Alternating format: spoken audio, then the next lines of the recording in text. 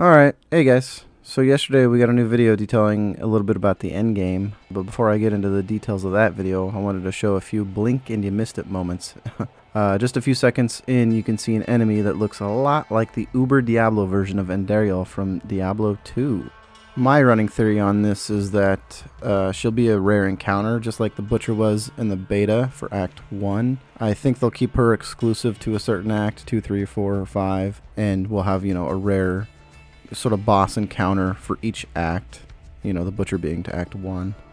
And then during the Fields of Hatred portion of the video, I noticed in the bottom right of the player's inventory was an ear. They didn't curse over it, so you couldn't really read anything on it, but it's very similar to Diablo 2. When you killed another player, they would drop an ear, and you could pick it up, and it was always titled, player's ear. They didn't have a use in Diablo 2, so I am very curious if for Diablo 4 they will have a use for ears. I'd be very cool to see what they could do with that. And if not, then it's just a nostalgia trip from D2, which is also very cool.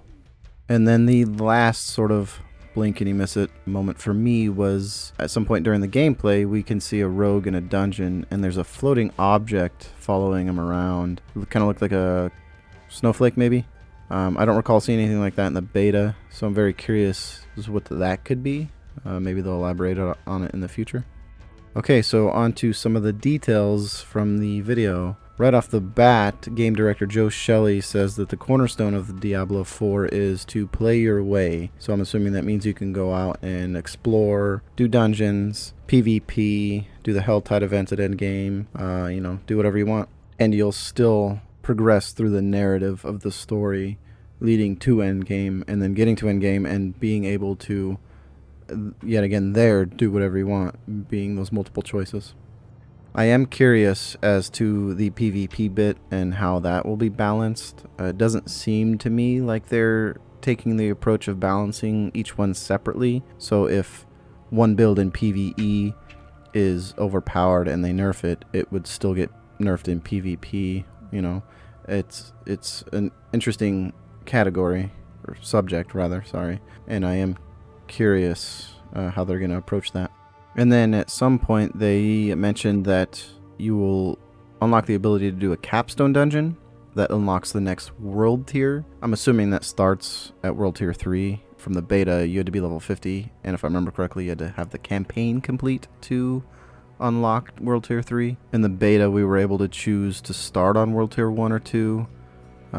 So having a Capstone dungeon at 50 to get to world tier 3 and then 70 or 75 for world tier 4 makes sense to me. Hopefully that Capstone dungeon is fairly difficult and provides a challenge for the players. They also showed a little bit on the Paragon board, and they mentioned that you're able to rotate those. I think I will make another video just on Paragon boards, but basically you spend points that lead to an edge, and you unlock the next Paragon board, and you're able to rotate those depending on what stats you want. If there's a legendary node in there that you're going for, you can kind of rotate it to the best optimal path for your character, or any rare nodes in there that you need. Or if there's even a legendary node on the Paragon board that you don't want, you can just entirely skip it. Another thing that's been a hot topic as of lately is the respec costs, and you can clearly see those in this video. It was about 105,000 for skills per skill and 53,000 for each Paragon point. So, if you wanted to respec your character several levels or Paragon points or the whole thing, I think that's going to be quite expensive, which means investing time and thought into your character and where you want to go, what points you want to put in, is going to be quite valuable at endgame. I definitely don't think that respecs should be free. There should be a cost on them, but it shouldn't be a major inconvenience for players, especially if they're targeting the casual player base. So hopefully at the end it's not too crazy. And then on to one of my most anticipated features of the game, Nightmare Dungeons. They're basically just hard mode versions of all of the regular dungeons, which they've already said multiple times there's over 120 in the game. You will need a Nightmare Sigil to open these up, which are a drop chance throughout the world. I don't know if you can get them exclusively in dungeons or the overworld as well, but they are a random chance to drop.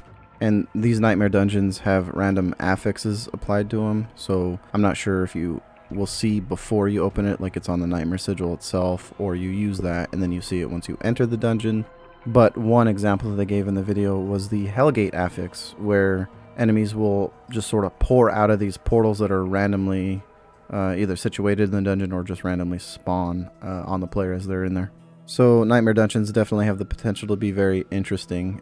I'm excited to see what kind of affixes we can get on them at Endgame. Also, something worth noting here in the video, they said that aspects were a drop chance when you complete a dungeon. So I'm wondering if for the beta they had changed it to where every dungeon gave a guaranteed aspect to give the players a chance to sort of play around. I definitely think that there should be a chance, not a guaranteed. More farmability that way. So this is also sort of like a perfect chance for them to showcase the reason why they have mounts in the game, because if you're on one side of the world doing a dungeon and you get a sigil for a dungeon on the complete opposite side, even through waypoints, you're going to be traveling quite a lot. And then there are Helltides, which are areas in the open world with harder enemies that you go and kill for exclusive currency that you can go and spend on chests or caches in those Helltide areas for loot. And I don't know how long these Helltide areas last for. They could be just a few hours. They could be like days, like over a weekend, for instance. But I certainly hope that the loot that you get out of these is on par with something that you might get out of a Nightmare Dungeon, for instance.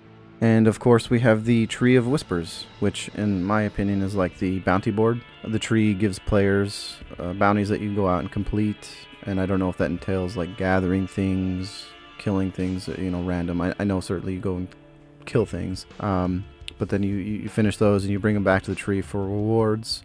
In the video you could see the reward options was a choice of 3 things: a collection of one-handed weapons, collection of boots, or a collection of gloves or gauntlets. They go on to say that you can complete these bounties either solo or in a group, so I'm wondering if maybe you can pick some up and then party up with somebody, a friend, and share those bounties, or if the tree just offers a flat bounty or bounties to everybody. Everything's common, you know. And certainly the reward system for the Tree of Whispers, in my opinion, is very good. The fact that you can choose between multiple options seems pretty valuable, just in case there's an item you're looking for that you need more than others. And then on to the last activity that they showed in this video, Fields of Hatred. Fields of Hatred are these PvP zones that you enter either solo or in a group, and you kill mobs that will then drop shards of hatred, and you pick those up. And I don't know if there's a cap on them, you know, that you can hold in your inventory or whatever, but whenever you're ready to leave, go back to town to spend those shards, you have to go to sort of this altar to purify them first. And what that will do is flag you for PvP at that point, and then notify everybody else, assumingly in that zone, that you were trying to do so. So then they're all going to come to you, ideally anyway, to try and kill you and steal your shards. And one thing that I noticed is that the shard vendor that you do spend these at just seems to be another gambler. And previously they said that PvP rewards are cosmetic only, and you can clearly see the player buying a pair of gloves, and those gloves are named Bolting Strider's Hand Wraps of Discharging. So that leads me to believe that those are more than just a cosmetic item, and they probably have stats on them. They were a blue item as well. So maybe that's an alternative way to gear while leveling. Hopefully they explain that one. They changed their mind maybe, I don't know. And so to close this video out, I just wanted to mention that they do have a dev video planned sometime later in April that will cover class customization. And then on April 20th, we get a dev live stream with guest Riker, which I'm super happy about. They couldn't have picked a better guest, you know, than him. And then sometime in mid-April, we will also get a blog post that will detail how they plan to translate player feedback into improvements for the game. So I am looking forward to all of those. And as always, thank you for watching, and Hail Lilith, Blessed Mother.